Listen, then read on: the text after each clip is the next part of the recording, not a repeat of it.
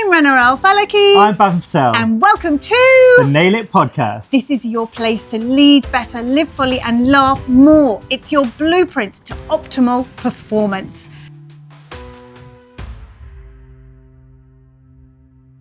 Hello, and welcome to another episode of the Nail It podcast. Your place to lead better, live fully, laugh more. And laugh more. I'm going to have to work on that enthusiasm. What's that? Wait, well, the laugh more bit? Yes. Or just generally? You were the one the other day who was just saying to me, oh, we need more laughter. Let's get our guests to tell jokes. Yeah, I think that'd be great. I've got loads of dad jokes. Who needs jokes when we can just look at you, Babin? Yeah, I love that. Do you know what? Actually, I was going to say, I've got a new camera. I don't know if you noticed. A new camera. Actually, oh my gosh, you are looking super snazzy. Radiant, yeah, not pregnant. Bright and a full screen. I'm impressed. I know. Beautiful. After George's episode, he told us to invest, didn't he? Yes, he did, and he had advice. Yeah, he's a brilliant source of knowledge. But we have another amazing guest today, Bav. Yeah, we've got Aalok Shukla, who's the co-founder of Implement AI, who provides digital workers for businesses internationally and in the UK. So I've been looking forward to speaking to Aalok. I know Aalok from university. He may not even remember me, but I remember Aalok because he was like one of the people that you saw around university, and he was like, let's say, one of the friendliest people around. And do you remember, one of my favorite quotes is, you forget what people said, what they did, but you never forget how they made you feel. And Aalok was one of the first people I met at university. He probably doesn't remember this, but on the first day I got to university, I couldn't find my dental mum, who had mums and dads. And Aalok sort of took me under his wing. You probably don't remember. I don't know if you were drunk or not, but yeah, I obviously don't remember our conversations, but I remember how you made me feel. And I've always remembered that's 25 years. And how did he make you feel, Bev? He made me feel welcome. Oh, I'd just come from Leicester. I was just a little rude boy from Leicester. I just turned up and rocked up at university. No friends, didn't know anyone. Just was like looking for my dental mum. I don't know where she was. But I don't know. I just remember speaking to Aalok and another one of his friends, actually, a guy called Vishal. I was with him yesterday. That's a wonderful, and I haven't seen that guy in ages as well. That's a wonderful story. Yeah. And I always remember that. So thanks for that, Aalok. Yes, I probably didn't say thank you at the time, but 25 years on, I'd like to say thank you. Well, that's really nice, Beth, that your brain matter is still remembering things 25 years ago. I know, I'm getting old as well. It's quite handy, really, yeah. But Aalok, welcome. Thank you for having me on. No worries.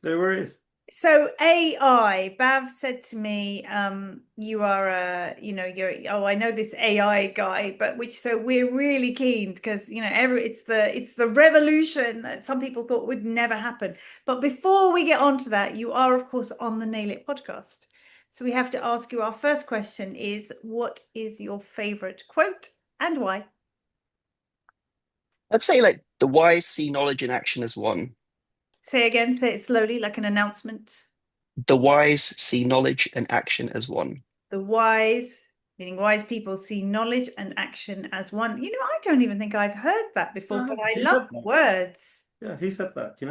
It's from the Gita, so it's like an Indian book where they're talking during a war, and then someone is confused and is looking for how to act and basically deal with conflict and issues, and that's one of the quotes within there. So for me, I always think that the world is drowning in information. Anybody can get hold of information. Information is just copy paste. But the thing is, experience and information applied is knowledge. And then the point is, if you have that knowledge and you actually put it into action, then that's meaningful. So that's the reason I like it, because it's about what's the point in knowing something if you don't do anything about it. I love that. That follows on from my common phrase, which is information is not the same as implementation. Like whenever I'm teaching, doing any training on Nail It, be it webinars, workshops, events, that's always it. It's kind of like, you got to implement because you can know it all. It's like people saying, I should. It's like, yeah, you should, but then why aren't you?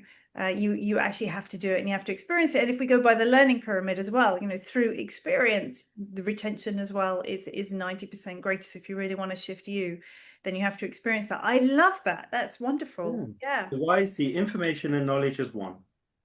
Yeah. Awesome. Knowledge in action is one. Knowledge in Knowledge action. in action is one, so it's the actual the action part of it. Yeah. Yeah, yeah, you got to do it. You got to do it. Absolutely. All right. I love that. That's Yeah. very aligned with us. So, talking about knowledge and information, and like you said, it's just copy paste. Mm. First, actually, I just want to backtrack a little bit more because you were introduced as Alok, and if someone isn't watching this on video and just listening to audio, he does still use the title Dr. Bav. So, an ex-dentist, obviously went to dental school with Bav. So you left in 2016. You stopped doing clinical dentistry. Why? So if you go before that, I got into medical school basically. So I never wanted. My dad's a doctor. From grew up in Lancaster. No one in my family's from business or anything like that. But I knew when I was a younger age, I kind of want to have more control of my destiny. I didn't know what word that was, and I didn't. I just thought like there's something where you can actually like potentially like control your path a bit more. Got into medical school. After like halfway through the first year, I was like, if I don't do something, I'm going to graduate as a doctor, and I don't really want to be a doctor because like I was like, I've got other things I potentially want to do, and not that there's nothing any, it just wasn't the path I felt for me basically.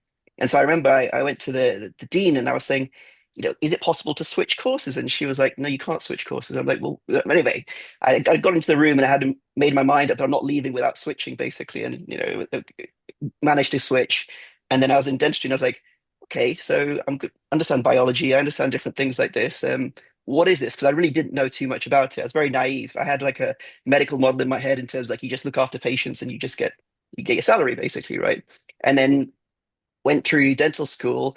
And then it was quite funny, Bav, that you said that actually, that how we met, because I started actually doing talks for opening students and stuff like this because I was Mm. always looking at things and saying like, we're learning this in public health, but why don't we apply this or in the waiting room and stuff like that. So I was always like curious and just asking questions. Anyway, graduated, worked in different places, and then I thought I'd like to have my own practice someday. So, set up my own practice in London from scratch. It took a while to kind of get there, but did that. And then I was thought, okay, let me start applying my ideas. So I had ideas for, marketing, different things. We started doing online consultations back in 2011, 2012, basically. And so from that and some other things, and I was into like technology and automation, we did different bits like that. And so, one thing leads to another, and you start to see, okay, social media is taking off and different things are there. So I was really interested in the digital part of it. I was like, this is quite interesting. And, we have patients coming from all across the UK, even though we're just a clinic in Putney. And I thought that's very, very interesting that you can build relationships digitally online. One thing leads to another. And I think, okay, there's opportunities in this space and the different things. And so I ended up selling my clinic in 2016, started telling a health business, moved into that space, and then, worked on different things around 2017, 2018. I thought we can apply, mobile phone images to AI and different stuff like this. And so we were doing some stuff back then, got into an accelerator in London. One thing leads to another, basically. And then, that's my path, basically. I just was always thinking, how do you scale expertise through technology? That was my always question since day one. How do you use technology to make things more affordable, more accessible, just more equitable, basically, right? So to be honest, everything's just like following that path. So, So, but how did you know to follow your path? Because, like you said, one thing leads after another. Now, that doesn't necessarily happen to everybody. You kind of need to be open. You need to have some purpose, some passion. You need to be open to kind of guidance, as it were, of synchronicities, opportunities that happen, seizing those opportunities. So it doesn't just happen just like that. It's either you seeking it out or other people recommending you. I mean, how did you know to follow that path? I mean, I think from a young age, everybody kind of knows in their own head like what they want to kind of do, and then you kind of like get to a point where you're like, if I don't take this decision, if I don't go this path, will I feel good about myself? Will I be able to, you know, feel happy about not taking those options? And I think, you take one step, you take another step, and you just keep going that way. I'll be honest, I've always kind of like followed my own thing. I don't, that's just the main thing. But that's the entrepreneur in you, right? And what you're describing in many ways is an entrepreneurial Or, attitude or, where we or do being tend to go for it. or just trying to have integrity with yourself, to be honest, right? Like just it's just like if you want to do something, try, mm.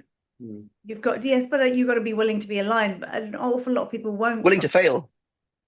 You've got to be willing to fail. There's this phrase, the only way you can fail is not to try, Yeah.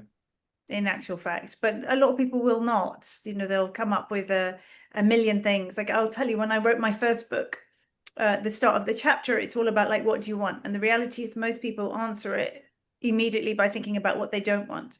And then you're asking people to really step out of the box.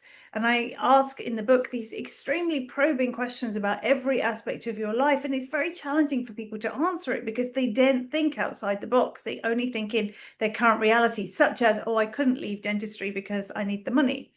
Or, I might love this, but I wouldn't dare doing this. Or they're sitting there logically trying to work out the what ifs that it stops them from taking the action. What I heard you say was, actually, I don't even think you can imagine people like that because this is how your brain happens to be wired. Use this term saying, isn't that what everybody does? It's like, actually, no, No, they really no, don't. no.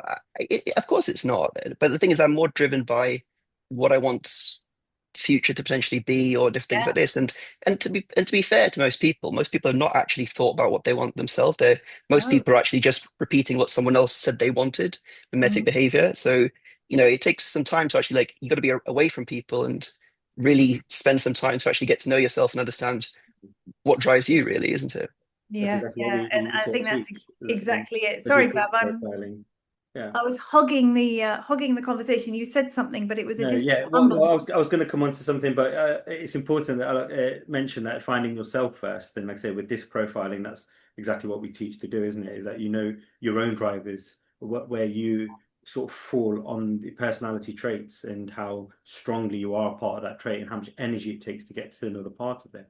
And that's and sort of understanding that there's no right or wrong, but understanding Exactly. what's best for you. Yeah, look, I was going to get onto so was there a moment that you've done this implement AI, and I understand your business partner is an ex-Dragon. Yeah, Piers Linney. Yeah, Piers Linney. How did that happen? So in 2019, I was on a NatWest basically like podcast basically, and they'd hired Piers to do a series on health tech. Well, basically the future of business and innovation essentially. And one of our advisors was head of technology for NatWest basically, and he'd said to me, "Alok, you should be interested in coming on this podcast." And I was actually in Ireland at a conference at the time, and I was like, "Yeah, that sounds great." So I was with my wife, and I said, "Like, actually, Lucy, like, there's this opportunity here." She goes, "Yeah, go for it." So I just came across to London, and yeah, met on that podcast. It's on YouTube. It was like in 2019, and we talked about different things and. I don't know. I was super keen, and I obviously I seen him on TV when I was younger and stuff like that. And we were just talking about different things, and he liked a couple of things I had to say. We were talking about blue ocean strategy and different opportunities and different things like this. And he goes, "Well, I've got a podcast for them as well because it was a video one that we did first." He goes, "Do you want to come on that?" So I said, "Sure." So then we went on that one, which was part of the NatWest series as well. That was around 45 minutes, and we were talking in more detail. At that time, he was launching a new business, and he was looking at doing different things. And just I was doing some work with GSK, and like our paths crossed several times where he was like lecturing for GSK. So like our paths crossed like following 6 months later. Then one time I was in London because I live in Lisbon. I was in London literally in the Pret a Manger next to Waterloo Station. I had to like print off and sign some papers from a mailboxes, etc., to like put hard copy in the post. And then I was just like at the Pret, and I was just like doing the envelope, and someone tapped me on the shoulder, say, "Hey, Alec, how's it going?" And I'm like, "What are you doing here?" Like, this is the most random. I'm here for like literally 2 days, and it was quite funny. So we bumped into each other over the years, and essentially what happened is kept in touch. And then in 2023, when GPT came out, no, 2022, when GPT came out in like November, December, around November, January, I was like looking at it and I was thinking, this actually fundamentally resets things. Because I'd worked with like neural networks, deep learning in 2017, 2018. It was very expensive, took a lot of time. And what you could actually do to actually like train a visual model, it was very cumbersome to have the pipeline. But I realized we'd also done quite a bit of work with robotic process automation and different types of automation. So I was very familiar with like different forms of technology. I'd also used, robotic arms in manufacturing and different stuff like this. So I'm good at technology and I'm good at systems and deconstructing things and reconstructing things. And so I kind of thought this actually resets the toolkits for a business owner. And, I mean, way back when I had my own clinic, we had like, we had some people working for the Philippines for the practice, or had lots of automation. So I was always like, how can you leverage technology at that point? And I was like, well, really now there's the opportunity to almost have a team of digital workers, basically. Like that's the concept. And essentially, if you can have that additional workforce, how can that be? So I was in Lisbon and I thought, let me run a session on AIs for executives, like how to think about it. So I started promoting it, and I've got reasonable network. And then a few people started messaging me saying, "This is very interesting. You're going to do one in London." And I was like, well, we can basically. And the guy who invited me, I'm seeing him tomorrow, and he's got like quite a large financial advisor audience. And like, so we ended up doing an event in London. And during that time, Piers was saying, this is quite interesting. Maybe I'll do something in the space too. I said, you should. But I said, like, to be perfectly honest with you, Piers, the more I explain things to people, people are just like, yeah, look, can you just do it for me? Because I said, like, nobody wants to learn anything, right? They just want the thing done, right? So that's how it formed. And then we started implement AI, basically. Nice. That's amazing. That's amazing. So on AI, and do you see what I mean? The synchronicities, you kept bumping into him. Or each Well, he's other. following you. Yeah, he's stalking you. No.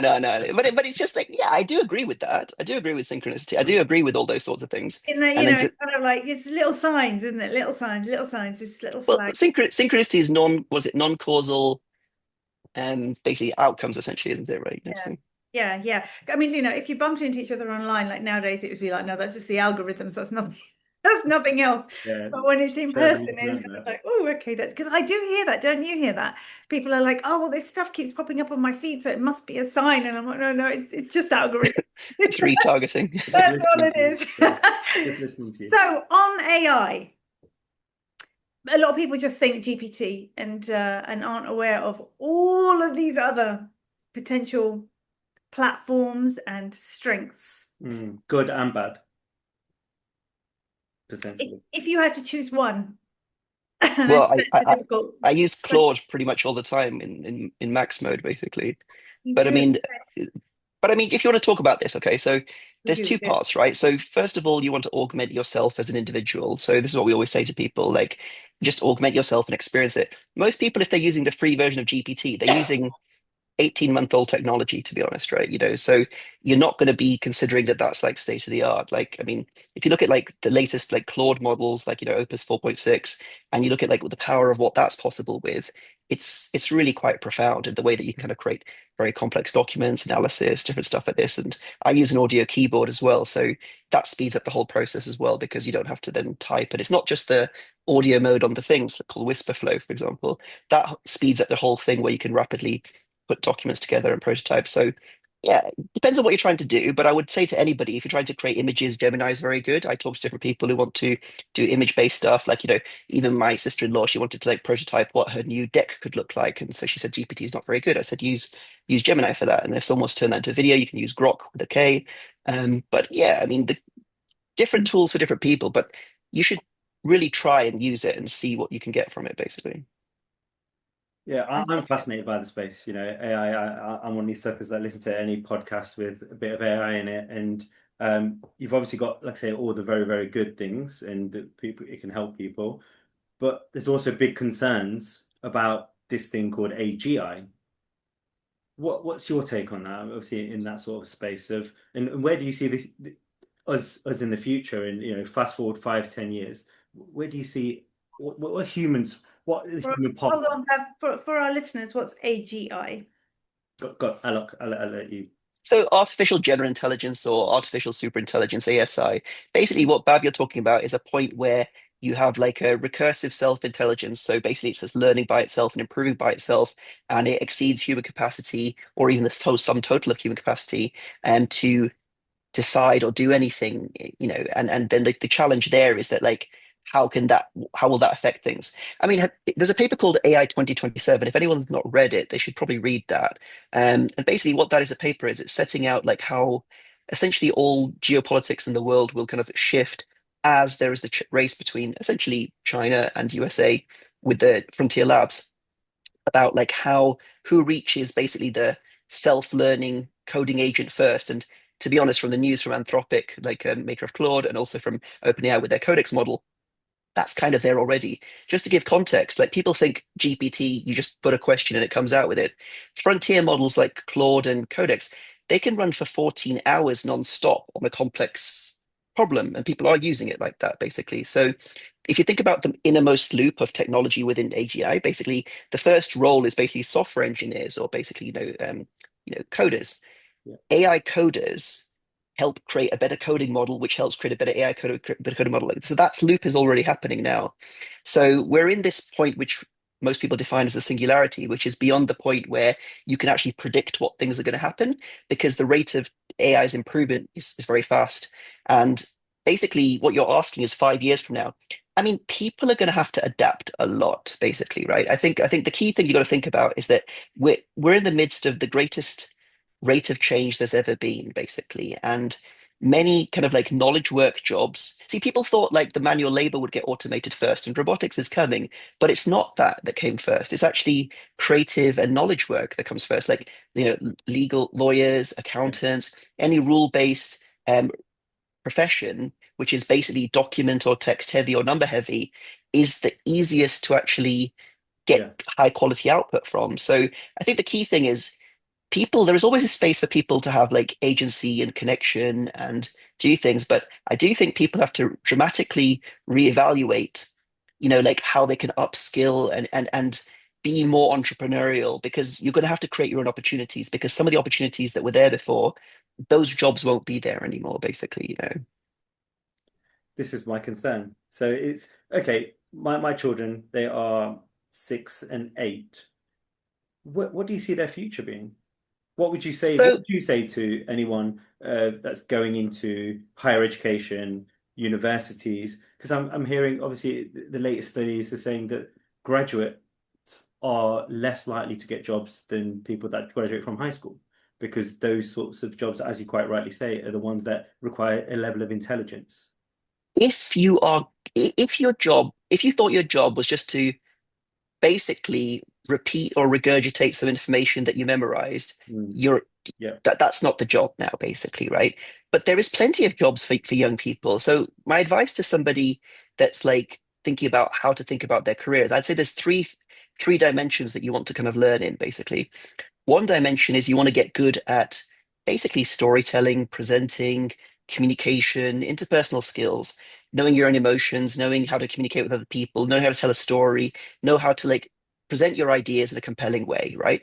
That's very important because there's still 7 billion, 8 billion people around, isn't it? Right. So there's always going to be the need to lead, guide, help, organize. That's not going anywhere. Okay. The second thing I would say is that you need to have a systems mindset. So what this means is you need to be able to think across disciplines.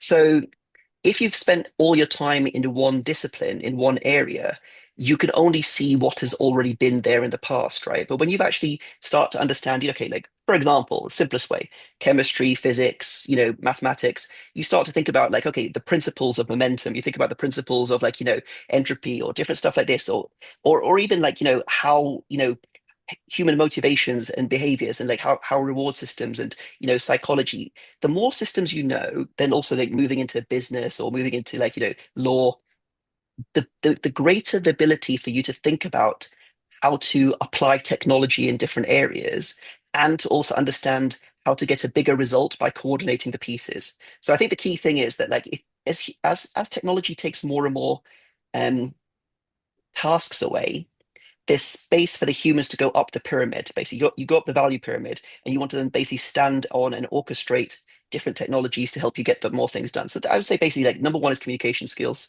Number two is like having a systems mindset, and the more you can like learn and understand about that is, and critical thinking is part of that. So none of this is about memorizing facts. Okay, all of this Mm. is about how to like work things out from first principles and understand, and even have a working knowledge of like lean and different stuff like this, basically. The third part of it would then be like figure something you're passionate about and interested in. It could be sport, it could be anything, doesn't matter. And then apply those first two dimensions to it. You will create your own opportunity. There's no question about it, basically. Because if anyone comes across someone that's enthusiastic, got agency, motivated, there's always a role for that person. But there isn't necessarily a role for the person that just wants to passively contribute, if that makes sense. Mm. Yeah, so even more reason to develop those leadership skills, right? Leadership skills, integrity, going with the flow, understanding who you are. And when you talked about all of those things, presentation skills, speaking, communication, effective kind of dynamic leadership. I'm just thinking, but all I was thinking about was it's just as what we teach people that, isn't it? Yeah, this is It's, it's, what I so, it's mean. so it's so needed. That's the whole point, So isn't it? Right? important. It's so important. And Yeah, the ability, because there is still the desire for humanity. I think there's what I'm seeing is a little bit of AI fatigue going on, and that's not in terms of how to utilize it.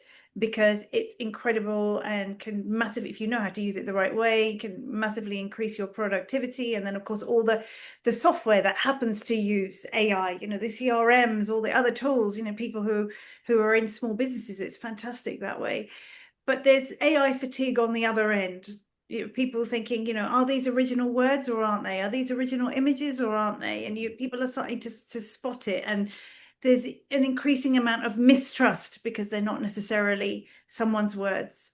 I mean, I think, you know, the image generation is fantastic, but then again, you know, the image generation can actually also be quite frightening for But many. this comes into curation, basically, isn't it? Right. So if you've got a perspective and you know obviously like you fill it with the context of like your deep perspectives and different things like this, then you can come up with very very good amplified content, basically. But if you're just asking, please just write me something on this, of course it's going to be generic and nonsense. But Yeah, you yeah, know, yeah. but that's abdication. That's not No, leverage. no, no. And that's knowing how to use the tools properly. But I'm talking about the readers, the people who are then reading social media posts, for example, with the double dashes of, Yeah. of ChatGPT.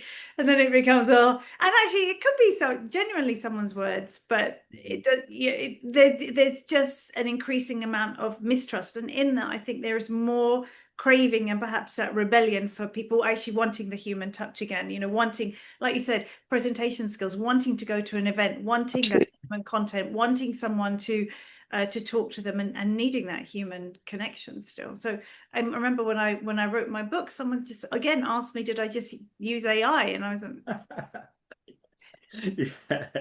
and then I thought, originally I said, well, yeah, I helped because it was right at the end, and it was like, oh, it was after when we did the online Nail It course, and I was trying to simplify some of the kind of lists for, say, how you can be more authentic, and therefore creating a few acronyms that were relevant, that had something. So I was like, actually, you know what? Yeah, I'll use AI to just help me work out these odd acronyms. But in that, and you have to declare that when you write a book anyway, but they thought I meant that I had written the book with AI, and they were like, you know, that's really great of you to be so honest about that, because most people aren't. And it's true. You could just literally ask ChatGPT to write you a book and then publish it as in under, you know, that's my stuff. But no, every single word was mine. And where I've done so much PR as well, every single magazine article that I write, every contribution, it's my words, fingers or voice into keyboard, and that's it. And I can't, you know, I won't run it through ChatGPT because actually they will check, and they will monitor that. But and I remember my now nearly 14-year-old son, he was hilarious when we were filming some videos. They were just 30-second videos that we were doing on social media, again about nail art. So again, I'd used AI to kind of help me like craft the right kind of the right kind of structure or order to do these in, and he got so upset. He's my elder son was filming, and he was just following us around saying, don't you know that AI reduces your brain capability and your creativity? And he just would not Brain rot. stop. They He call it got brain rot. really upset about this. Yeah. Yeah. So what would you say to a child? Because I mean, look, we're all grown adults, we're all similar ages. There is an element of you are helping people actually create and implement these systems in the first place. And you know, I'm sure we used them, but we also learned the other way. So how Yeah, much do you think it impacts on children's learning if they're but that just using AI? but that's a completely different thing, right? Because that's neurodevelopment. So if you Yeah. think about like most of the education system is just testing basically, and most testing can be gamed based on patterns of like how past exams were and different things. So that's not really learning. That's just scoring in a gamed system, basically, right? So if you're actually thinking about actual learning, that's actually like forming new connections in your brain, actually gaining experiences, actually building confidence and boundaries around things. So I do think that like people should use technology like for video games or different things like this, absolutely. But you have to understand its place, and you have to also understand the role of other forms of learning and other forms of intelligence and growing. I mean, growing and developing your brain is a very important thing. And you can't just like so you have to understand how to develop that first. I mean, I'm lucky. I grew up like, I'm born in 79, so I grew up being bored when there was nothing at home and different stuff like this. And then I was into electronics, so I used to do a lot of soldering and make different, gadgets and different stuff like that. And then computers came out and different things. So I've been through that whole thing, and I understand life without technology. I understand life with technology, right? So you've got the ability to like leverage both. But I think that like those that don't understand and recognize like the other intelligences and how to critically think, they'll just repeat what people said. Like a lot of things that you said, like it caused this brain, like these are not original thoughts from people. These are just people repeating things from other people. They don't actually have a critical understanding of how to use something or how not to use something. Yeah. So I think a child needs to have understanding that like how to critically think, and you can't really pay attention too much to what most other people are saying. This is my perspective, but that's Mm. just, Alok, would you say you're quite spiritual? yeah. Yeah. And in this new age of AI, where do you think spirituality lies? Think it's never been more important. Like I think like the whole point is, I mean, we are basically conscious beings having a physical experience, right? At the end of the day. And then the more work I do with AI, the more things I look at things, the more I understand how my own patterns are from within there. I mean, like we provide systems for businesses, right? So we do completely different things in terms of like, other work stuff. But I'll give you a personal example. So I've been using AI quite heavily for the last 3 years. And I think at one point one of my colleagues said, Alok, it would be very helpful if we could just ask you questions digitally at certain points because, we need to like figure out how to do something. So I thought that makes sense. And we provide like digital workers in our business. So for that, you have to have like a objective criteria, what you're trying to do, the role, the goal, the persona, escalation criteria, happy path, sad path. There's all sorts of things to prompt and create that in the right way. So I thought, okay, why don't I extract how I am, my decision making over the last 3 years within at that point I was using GPT. Probably this was probably like September 25 I did this. Um, extract all of that stuff out, and what would I come out as a prompt basically? So it was like 67 pages basically as a persona basically document. So then I started using that, and then I started like looking a bit more deeply into certain areas and seeing that actually it's quite interesting that this pattern has come up, or this decision making framework, or these different things. And then I was just reading on some stuff I'd read from a long time ago with like the Vedantic model of mind and different stuff like this. And I wrote a book called Pilot Headset Drone, probably like just before December. I'm going to get that published probably next month. But it's available online. But like that whole thing is Did just, you write it or did you use AI to write it? I wrote it and then I used I'm AI only to like, teasing you. I'm yeah, teasing you. no, but I used AI as part of it because the whole point is it pulls together about 7 different theoretical models, which I couldn't understand all the way down, but I'd seen similarities in some of those different areas, basically. But essentially, from that, we have like our sensory part of our mind, which is essentially like dealing with all our senses. Then we got the processing part of our mind. Then we got the memory, and then we got our ego, basically. And then you can see all of those within a prompt, and you can also understand where your patterns come to. So yeah, I just think, Bhavin, like those things are just more relevant, and it Mm. also helps you like identify how to use technology and not be used by it, basically. Yeah, it's a lot of this stuff is quite confusing to a simple mind like mine, um, but yeah, it's a really interesting space, and I'm glad you say that, there's still an element of um, being yourself and Always. creating yourself, because there's a lot of people, especially these days, and me and Rena were talking about this, is that even coaches have now got an AI coach, so you can have access to a coach in your pocket. What are your thoughts on that sort of relationship people are going to start having with essentially robots? I mean, that's already happened, isn't it? AI girlfriends, AI boyfriends, and stuff like this. But then it comes back to my point that like if someone didn't really understand how to use technology and didn't develop a secure identity and doesn't have critical thinking, then they're just going to be vulnerable to this stuff, basically, right? Which is why it comes back to the first point that you have to have those things first, basically, isn't it? So, Yeah, and therefore I think as parents we have to yeah. be in schools they need to change how they teach people anyway, so that it's not just parrot learning, Well, but it's right. I think it has to But be parents, to be honest, right? Like I yeah, think like but then exactly, but the job of all of us who are responsible for bringing up these younger minds of how we teach them, how we challenge them, what example you how set? we make them question, and what example you Yeah. set. Absolutely, yeah. Generation Alpha and Beta, they're called now, actually. Is it? I was doing my research for another Ah, generation. Yeah.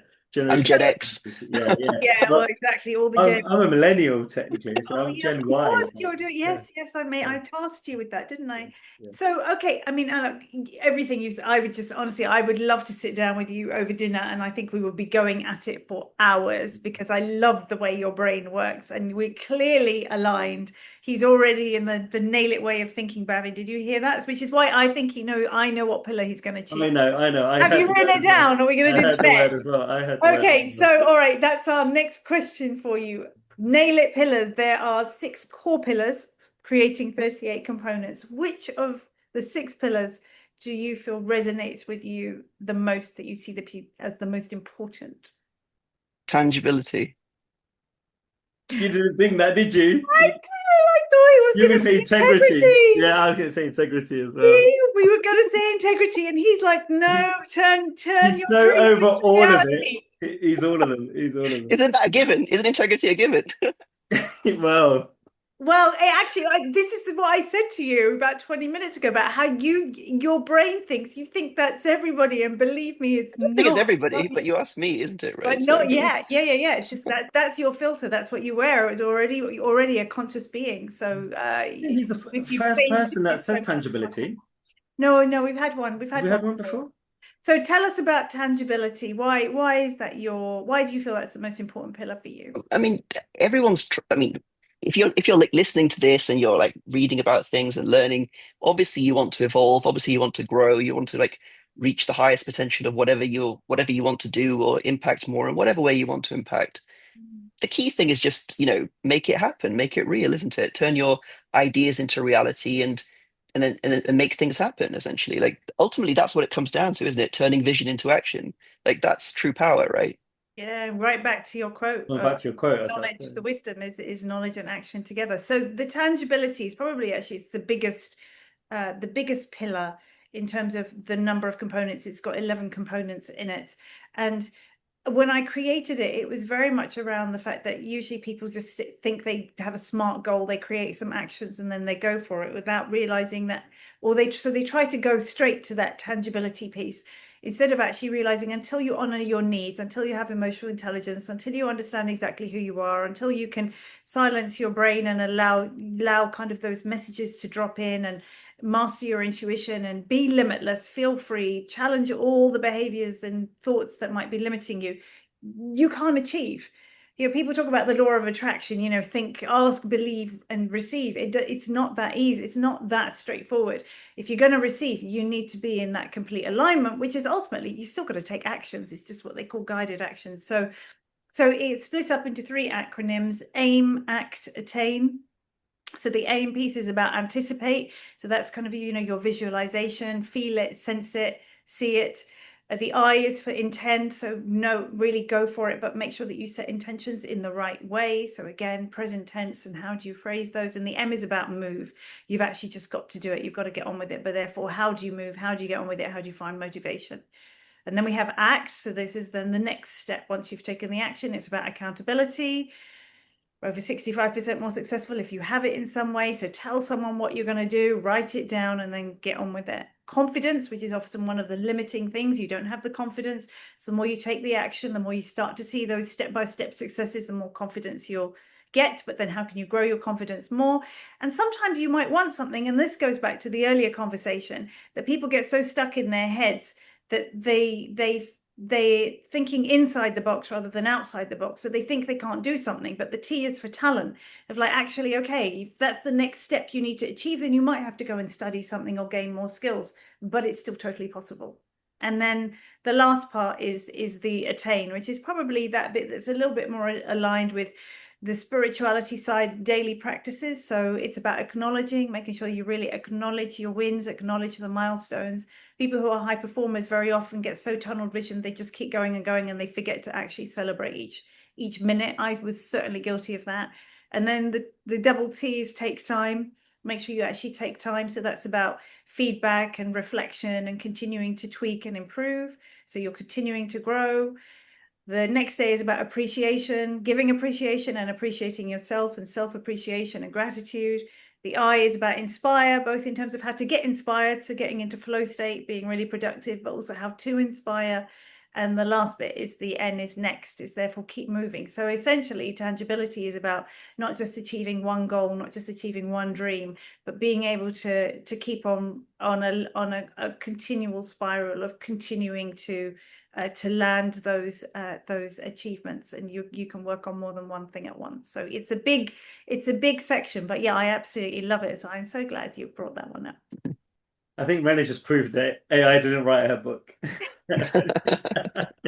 He knows my book pretty well now. You put in ranaal-falaki nail it model, and it was like blah, blah, blah, blah. But that's a good thing. And look, just before we finish, if you had to give someone starting out with the use of AI, because there are still actually an awful lot of people who are a little bit afraid of it, or don't want to use it, or don't know how to use it, what would your message be to them? I mean, I would basically say that like it's the same thing for anything. Experience it. Like, don't need to think about things or look at stuff. Just experience it, try it, do different stuff, use it personally, use it professionally. Like, take a photo of something, talk to the model, see what comes up, ask it to review your bank statements, obviously a paid version, like for, what expenses do you have here? Just start to understand. Basically, it's a lens through which you can see things you could never see before. So we have a phrase at Implement AI, so it's grow your workforce, not your payroll. But I always say start with see what you couldn't see before, then do what you couldn't do before, basically, right? So the point is like, first of all, start understanding, like how you can apply intelligence in different areas and unlocking things, and just have that experience. Then you'll decide for yourself like where the options are, but you have to experience it for yourself. This is one of those things, I would say. Yeah, I love that. That's a brilliant bit of advice. Thank you so much. You've been such an amazing guest. Thank you. Thanks for having me on. For coming on. Brilliant. Awesome. Thanks a lot.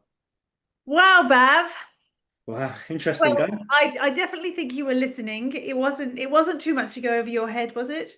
No, it wasn't. No. Like I say, look, the AI space is an amazing space, and I agree with that. Is that it's coming, right? Whether we like it or not, it's coming. Yeah. We've got to, I think, embrace it, and exactly as he says, try it, utilize it, and just help it make our lives better. Yeah. I don't see any harm in that. Obviously, there are the people that are concerned, quite rightly, in certain areas. But I think as long as you understand it and use it safely, and we can trust the powers that be, that hopefully at some point it will be regulated to an extent. I think it's something that we just got to get on with and bring it into our daily lives, professionally and personally. Yeah, I think it's like, don't fear it, because we shouldn't fear anything else. But also the other thing that really resonated with me is that need for that parental responsibility as well, that we still allow our children to develop their brains. I think that was so important. Because if you've got a future, you're either going to need to be a coder or you're going to need to be a critical thinker. And so they need to learn how to do that, right? Exactly. Yeah, what an amazing episode. Well, thank you so much for listening or watching. Please do hit the subscribe button, tell your friends about us, and we will see you on the next episode. Bye-bye for now. Bye, guys. Thanks for listening to the Nail It podcast. We would love it if you would leave us a 5-star review. And if you'd like to feature as one of our guests, or you're ready to nail it, then check out our events, programs, and educational courses by visiting nailitindentistry.com.